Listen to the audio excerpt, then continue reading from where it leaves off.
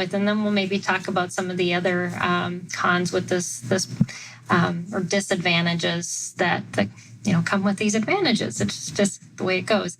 But Brandon on YouTube had asked, what are your thoughts on the current push in Pennsylvania for public funding for homeschoolers? Should we be wary of attached government intervention if something like this worked well in other states? So I'm not familiar with Pennsylvania, who's behind it and all of that. I'm assuming you probably are, TJ.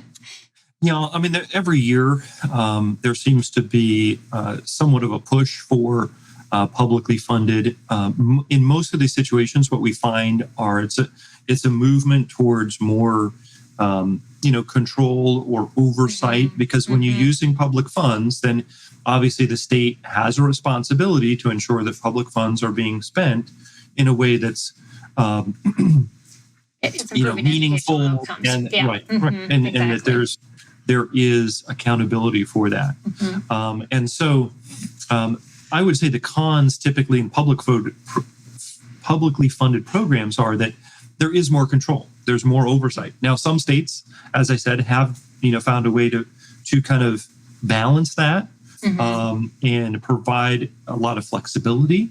But usually, like I said, the number one requirement is how the money is spent. So whether you have to submit receipts and document what you're purchasing, or use approved providers or approved services, there is going to be some control.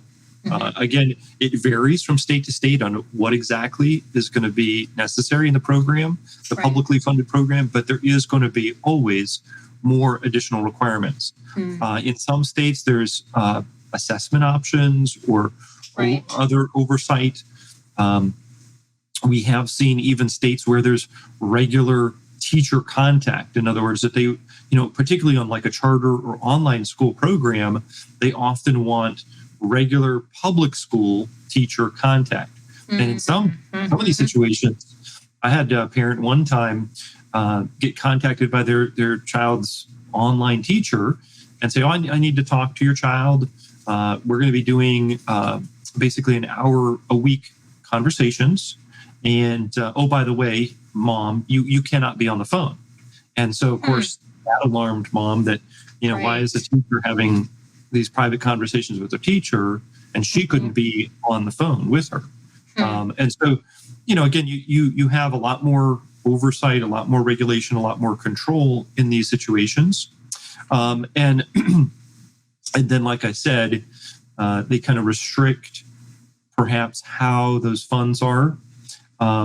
The discussion about the Pennsylvania funding, I think, is again what we're seeing increase.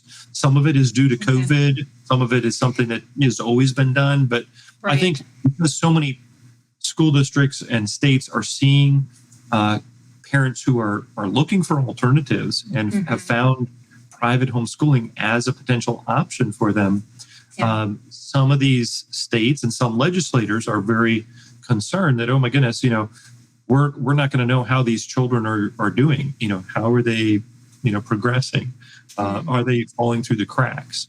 I think most parents who've made a decision to homeschool them, realize this is not it's not a, you have to have a commitment. It's not an easy decision. Exactly. And, there are some parents who will try homeschooling and they realize, it's not for us. But I think the vast majority of parents who've made that commitment, made that leap, it is a challenge, but I think it's absolutely something that's worth it. And, obviously both of us are here to help families who are making that plunge to be able to homeschool their children. So again, that's kind of maybe some of the cons.